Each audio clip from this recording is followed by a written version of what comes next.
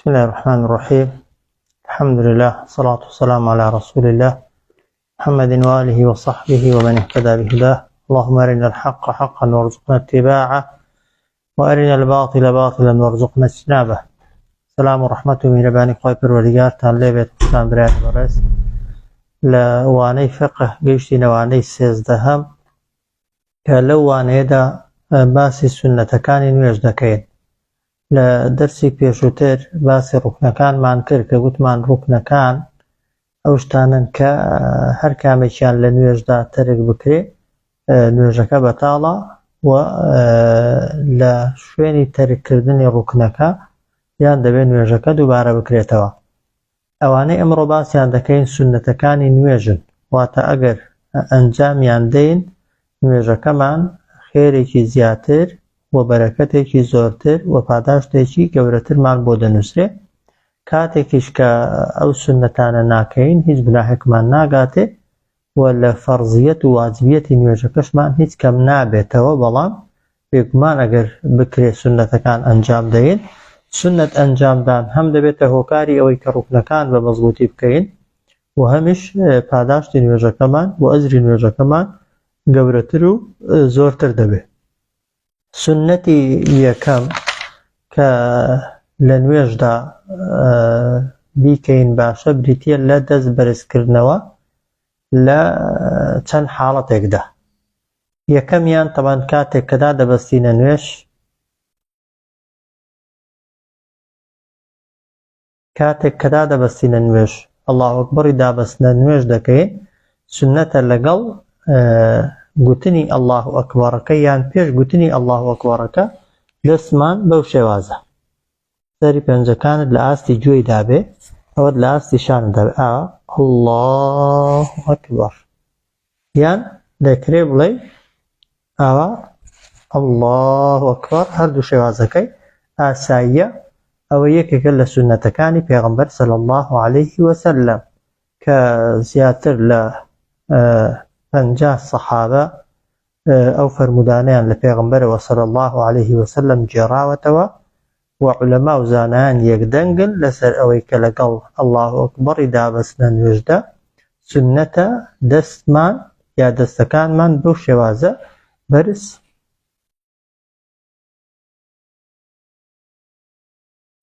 بەو شێوازە بەرزکەینەوە. ئاوا ئەڵڵاهو ئەکبەر. ئەوە یەک. و هەروەها لە کاتی چوونە ڕوکوع کە ئەڵڵاهو ئەکبەرەکەی دەڵێن بە هەمان شێوە ئەڵڵاهو ئەکبەر ئەوجا بچینە ڕوکوع، و هەروەها کاتێک کە لە ڕوکوع هەڵدەستینەوە دەڵێن سەمیع الله لمن حەمیدە، سونەتە دەستمان تا ئاستی گوێی سەرپەنجەکانمان لە ئاستی گوێمان دابێت و ئەو دەستیشمان لە ئاستی شانماندا ڕاگرین لە کاتی چوونە ڕوکوع و هەروەها لە کاتی هەستانەوە ڕوکوع، ئەوە 3 جار. و هەروەها لە تەحیاتی یەکەم کاتێک کە لە نوێژە دوو تەحیاتیەکاندا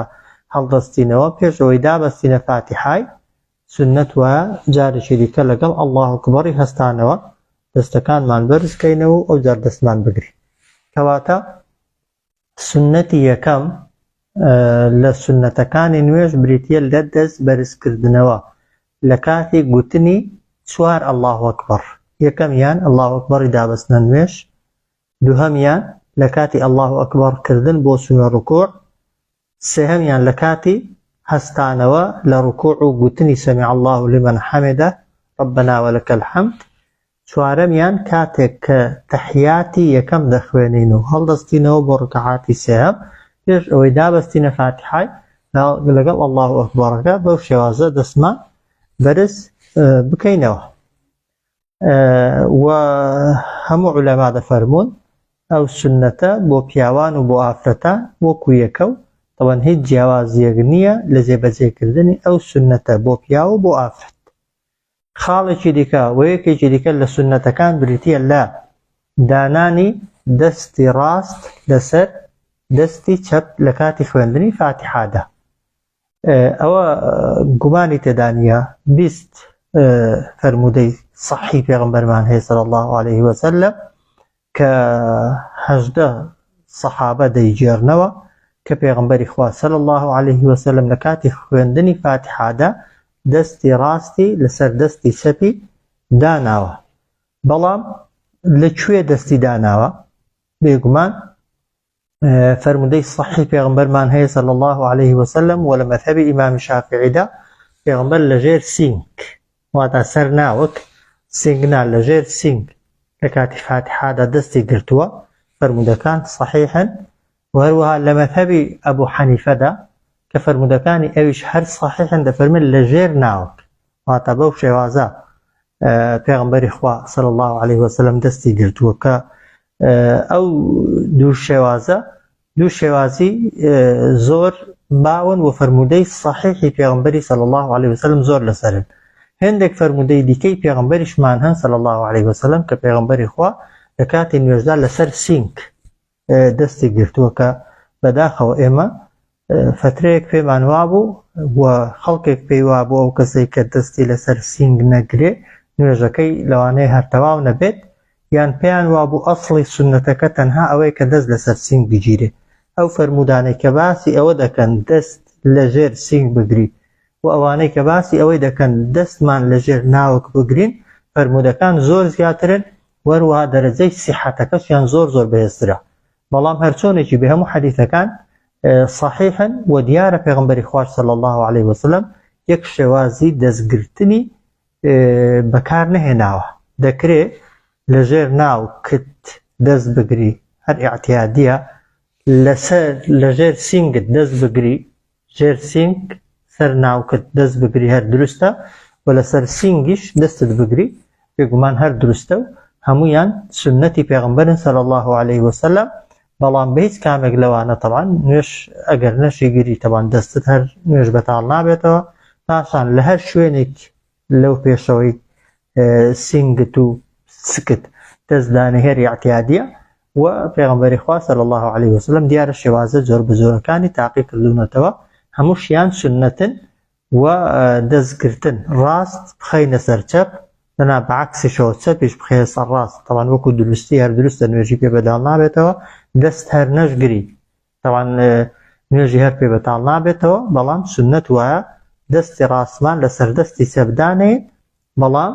دەکرێت لەژێر سینگمان داینەین، ئەوە مەذهبی ئیمامی شافعیە. دەکرێت لەژێر ناوک داینەی، ئەوە مەذهبی ئەبوو حەنیفەیە، و هەروەها دەکرێت لەسەر سینگیش دانەین کە ئەوە مەذهبی بەشێک لە ئەحمەدیەکان و هێندێک فەرمودەی صحیحی لەسەرن، بەڵام وەکو گوتم ئەوەکانی کە زۆرتر تەکیدیان لەسەر کراوەتەوە. یەکێکی دیکە لە سنەتەکانی نوێژ بریتێ لەوەی کە دامان بەستە نوێژ دوعای تەوەجوه بخوێنین، یان پێی دەوترێت دوعای ئیستیفتاح. پێغەمبەری خوا صلی الله عليه وسلم کاتێک کە الله ئەکبەری دابەستنە نوێژی دەکرد، ئەبوو هورەیرە دەفەرمێت تۆزێک پێش ئەوەی دەست بە فاتحای کا بێدەنگ دەبوو، وتمان ئەی پێغەمبەری خوا صلی الله عليه وسلم چی دەڵێی لەو کاتەدا؟ پێغەمبەر صلی الله عليه وسلم فەرمووی ئەو دوعایە دەخوێنم: اللهم باعد بيني وبين خطاياي كما باعدت بين المشرق والمغرب، اللهم نقني من خطاياي كما ينقي الثوب الأبيض من الدنس، اللهم اغسلني من خطاياي بالثلج والماء والبرد. هو يكك الدعاء مشهورة كان كبيغمبر صلى الله عليه وسلم لا نوجد بيش لركعات يكم بيش عويدز بفاتحة كاتو أعوذ بالله كأو دعاء خويندوا. ويندك جار إمام علي بمان دجرته كبيغمبر صلى الله عليه وسلم بيش عويدا بستيتا يعني بيش عويدز بكاب خويندني فاتحة أو دعاء دخوين: وجهت وجهي للذي فطر السماوات والأرض حنيفا وما أنا من المشركين، إن صلاتي ونسكي ومحياي وماتي لله رب العالمين لا شريك له وبذلك أمرت وأنا من المسلمين. ولهندك روايات دعاء زور دريشترا: اللهم أنت الملك لا إله إلا أنت ربي وأنا عبدك ظلمت نفسي واعترفت بذنبي فاغفر لي ذنوبي إنه لا يغفر الذنوب إلا أنت، واهدني لأحسن الأخلاق لا يهدي لأحسنها إلا أنت، واصرف عني سيئها لا يصرف عني سيئها إلا أنت، لبيك والسعديك والخير كله في يدك والشر ليس إليك وأنا بك وإليك تباركت وتعاليت أستغفرك وأتوب إليك. وهروها فرمودەی دیکەمان هەیە کە پێغەمبەری خوا صلی الله عليه وسلم دوای الله أكبر دا بەستنە نوێژ پێش فاتحە فەرموویەتی سبحانك اللهم وبحمدك وتبارك اسمك وتعالى جدك ولا إله غيرك. وهروها چەندان شێوازی دوعای دیکەشمان هەن کە ئەگەر بگەڕینەوە بۆ کتێبەکانی دوعا و ئەذکارەکان هەر کامێک لە دوعاەکان لەبەرکەین سنەتەکەی پێغەمبەری صلی الله عليه وسلم پێ جێبەجێ دەبێت و تەنانەت بە صەحیحی لە ئیمامی عومەرەوە ڕیوایەت کراوە کە ئیمامی عومەر لە سەردەمی خۆیدا هەندێک لەو دوعانەی بەدەنگ دەخوێندن بۆ ئەوانەی ئەوەی لە پشتیەوە نوێژێ دەکەن فێر ببن. بۆیە طبعاً خوێندنی ئەو دوعایە یا هەر دوعایەکی دیکە بە نیەتی تعلیم و فێرکردنی ئەو کەسانێک کە لە پشتەوە نوێژێ دەکەن بێگومان ڕێگە پێدراوە و بە هەمان شێوە طبعاً تەسبیحاتی دوای نوێژەکانیش دەکرێ بڵێن لەو شوێنانەی کە هەموو خەڵک تەسبیحاتی نازانێت و شێوازی تەسبیحاتی نازانێت ئەگەر ئیمام بەدەنگ تەسبیحاتەکەی بکە تا ئەو کاتەی خەڵک لێی فێر دەبێت بێگومان شتێکی باشە و شتێکی ڕێگە پێدراوە. کەواتە سنەتی دووهەم لە نوێژدا ئەگەر بمانەوێت ئەجرمان زۆر بێت و پاداشمان زیادکە پێش یعنی کە الله ئەکبەرمان کرد پێش ئەوەی فاتحە و ئەعوذ بالله بکەین سنەت وایە یەکێک لەو دوعایانە بخوێنین کە پێغەمبەر صلی الله عليه وسلم خوێندوونی کە چەندان ڕیوایەتمان هەن کە ڕیوایەتەکان زۆر زۆرن. یەکێکی دیکە لە سنەتەکان بریتێ لە ئیستیعاذە خۆپەنادان لە شەیطان وەکو خوا دەفەرمێت فإذا قرأت القرآن فاستعذ بالله من الشيطان الرجيم ئەگەر ویستت قورئان بخوێنیەوە بڵێ أعوذ بالله من الشيطان الرجيم خۆت پەنا بدە بە شەیطانی نەفرین لێکراو چونکە ئاگامان لێی بێت طبعاً ئەو کاتێک ئینسان دەچێتە ناو نوێش و خەریک دەبێت بە عیبادەتێک بە خواپەرستێک لەو کاتەدا شەیطان قوتقوتە و وەسوەسەت بۆ دروست دەکات قەلق و دووتڵیت بۆ دروست دەکات دەیەوێت بێتاقەت و تەمبەڵت کات دەیەوێت فکر و خەیاڵاتت بڕوێنێت و ئاگات لە نوێژەکەت نەبێت. بۆیە کە دامان بەستە نوێژێ دوای ئەوەی کە ئەو دوعانەمان یەکێک خوێند کە پێغەمبەر خوێندوونی صلی الله عليه وسلم لە دڵەوە وەکو خۆپەنادان وەکو پاڕانەوە وەکو خۆ تەسلیمکردن بەخوا لە دڵەوە بڵێ أعوذ بالله من الشيطان الرجيم کە علەما دەفەرمون أعوذ بالله من الشيطان الرجيم طبعا بەشێک نییە لە فاتحە بە نهێنی بەدەنگی نزم بیخوێنی لەو نوێژانەشدا کە نوێژەکانیان بەدەنگ نوێژی شەوێ. بەڵام لە مەذهەبی ئیمامی شافعیدا دەفەرمێت ئەگەر نوێژەکان بەدەنگ بوون ئیمام مخەیرە دەکرێت ئەعوذ بالله بەدەنگ بخوێنێ وەکو فاتحای و دەکرێت بەبێ دەنگیش بخوێنی. بەڵام هەرچۆنێکی بێت طبعاً فاتحە بەبێ دەنگی بخوێندرێت باشترە و چاکترە. بەڵام ئاگادار بن تەنها لە ڕکعاتی یەکەم پێش فاتحە خوێندنی أعوذ بالله من الشيطان الرجيم گوتنی أعوذ بالله من الشيطان الرجيم سنەتە لە ڕکعاتەکانی دووهەم و سێهەم و دواتر ئەستیعاذە و أعوذ بالله دووبارەکردنەوەی پێویست نییە. یەکێکی دیکە لە سنەتەکان بریتە لە وشەی ئامین گوتنی ئامین بۆ ئەو کەسێک کە مەئمومە یان ئیمامە یان بەتەنێ نوێژە دەکە بۆ هەموویان. طبعاً ئەگەر نوێژەکە بە جەماعەت بێت سنەت وایە مەئمومەکان ڕاوەستن تا ئیمامەکە بە هێواشی دەڵێ وەلە ضالین هەناسەیەکی هەڵدەکێشێ ئەوجار بەیەک دەنگ سنەت وایە ئیمام و مەئموم بن ئامین کە حەدیثمان هەیە پێغەمبەر دەفەرمێت صلی الله عليه وسلم ئامینی هەر کەسێک لە نوێژی بە جەماعەتدا لەگەڵ ئامینی مەلائیکەتەکان یەکتر بگرێتەوە خوای گەورە دوعاکانی قبوڵ دەکات و لێی خۆش دەبێت و لە نوێژی تەنیایشدا دوای ئەوەی کە وەلە ضالینت گوت بە شێوەیەکی سەربەخۆ سنەت وایە بڵێ ئامین چونکە ئامین بە معنای اللهم استجب دوعائی دی خوا دوعاکانم قبوڵکە خوا ئەوەی کە گوتومە لێم وەرگری کە بەبێ گومانی نوێش هەمووی پاڕانەوە و گفتوگۆی ئێمە لەگەڵ خوای پەروەردگار. بۆی ئامین بەشێک نییە لە فاتحە واجب نییە بەڵام بێگومان ئەگەر دوای فاتحای ئامینی بکەی و ئامینی بڵێ خێرەکەت زۆرترە و بەتایبەتی لە نوێژی جەماعەت ئاگادار بین تا ئەو کاتەی ئیمام وەلە ضالینەکەی تەواو دەکات ئێمە ئامینەکەی نەڵێن و پێش ئیمامی نەکەوێن و لەگەڵ دەنگی ئیمامی لەگەڵ ئامینی ئیمامی ئێمە ئامینەکەی بکەین چونکە مەلائیکەتەکان لەگەڵ ئیمامەکەی ئامین دەکەن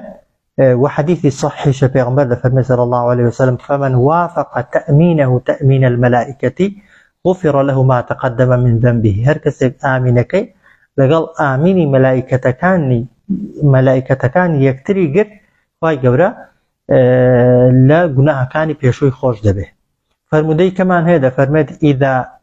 أمن الإمام فأمنوا کاتێک ئیمام ئامینی کرد ئێوەش ئامین بکەن فإن من وافق تأمينه تأمين الملائكة غفر له ما تقدم من ذنبه هر کەسێک ئامینەکەی لەگەڵ ئامینی مەلائیکەتەکان بێ کە بۆ خوای گەورە لە گوناهەکانی ڕابردووی خۆش دەبێت بۆیە لە نوێژە بە جەماعەت و بە کۆمەڵەکان وریابین ئەجری گەورە و خێری گەورە لەوەیدایەکە ئێمە لەگەڵ مەلائیکەتەکاندا ئامینەکەی لەگەڵ ئیمامەکەیدا ئامینەکەی بکەین نەک کە بەداخەوە لە زۆرێک لە مزگەوتەکاندا ئیمام ناڵێ وەلە لێ نەبووتەوە مەمومەکان لە ئامینەکەی بوونەتەوە هەر یەکەشیان بە ئاوازێک و بەدەنگێک ئامینەکەی دەکەن کە ئەوە شێوازی سنەتی نییە بێگومان شێوازی سنەتی ئەوەیە کە لەگەڵ ئیمامەکەیدا ئامینەکەی بکەین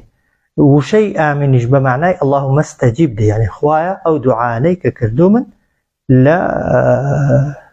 لە ناو نوێژەکەدا لێم وەرگرە و لێم قبول بکات کە ئەوانە کۆمەڵێک سنەت بوون پشتیوان بەخوای پەروەردگار لە دەرسەکانی داهاتوودا سنەتەکانی دیکە باز دەکەین صلى الله على سيدنا محمد وعلى آله وصحبه أجمعين